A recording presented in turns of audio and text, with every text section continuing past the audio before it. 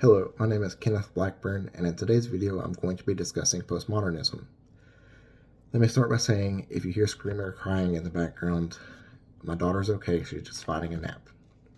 Anyway, postmodernism occurred in the late 20th century, beginning in the early 1970s and running to the late 1990s. There are many ways to describe what postmodernism actually is. Some say there is no real truth because knowledge is either made or invented and not discovered. It emphasizes the diversity of the human experience and the multiplicity of perspectives. Politics during this time period on a global scale can be characterized by frequent coups, domestic conflicts and civil wars, and various political upheavals and armed conflicts which arose from or related to decolonization and the global struggle between NATO, the Warsaw Pact, and the non-aligned movement. The U.S. was powerful and wealthy, but Americans were struggling with unemployment, inflation, and a series of energy crises. Some Americans pushed for greater individual freedoms, while others warned about declining moral standards. I have a quote regarding religion during this time. I just didn't write down who said it, so I'm sorry for that.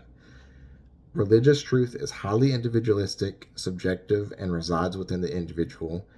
And my takeaway from that is all religion can be reduced, to levels of opinion.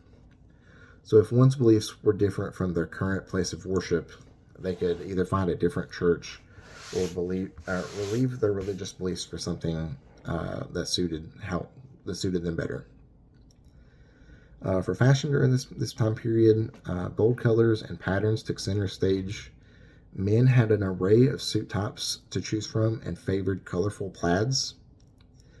70s fashion began with a continuation of the late 60s hippie style. So in the early 70s, this meant an emphasis on handmade materials and decorations. Patchwork, crochet, and knitting, as well as embroidery, were among the details used by designers. Music during this period, it became more diverse by building on the 12-tonal system by Schoenberg, and this has somewhat led to music we know today. And by building and borrowing, of multiple sources of music and changing or adding different key signatures. Other characteristics of late 20th century music include the prepared piano, integral serialism, extended vocal techniques, graphic notation, improv, and minimalism. For my music choices, the first choice I chose is slightly out of the time frame constraints, but I think it's a good representative of the time period. The group is the Alabama Shakes, and they were a pivotal American act of the 2010s by fusing Southern soul with garage rock.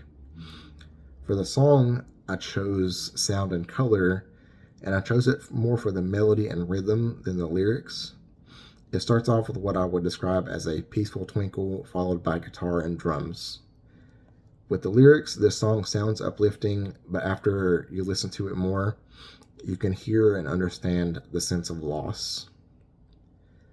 For my second choice, I chose American composer John Cage and his piece Freeman Etudes. It's a set of 32 etudes for the solo violin. These works are incredibly complex and nearly impossible to perform. I found this interesting for the sole fact that string instruments can be played within a wide variety of ranges. And for this week's assignment, I did it in my dining room instead of my computer room. So I was using my phone, and my dogs were all on alert because of the high-pitched notes within the song itself. The reason I chose two completely different pieces is to showcase just how much music evolved during the period. I've always found string instruments to be interesting, even though I've never played one. The piece specifically by the Alabama Shakes, I picked it because I also enjoyed the music video. It takes place in space and reminds me of the movie The Martian, and if you've ever seen it, you can kind of understand, like you see the emotional journey that someone in that situation would have went through. And that's all I have. We'll see you next week. Bye.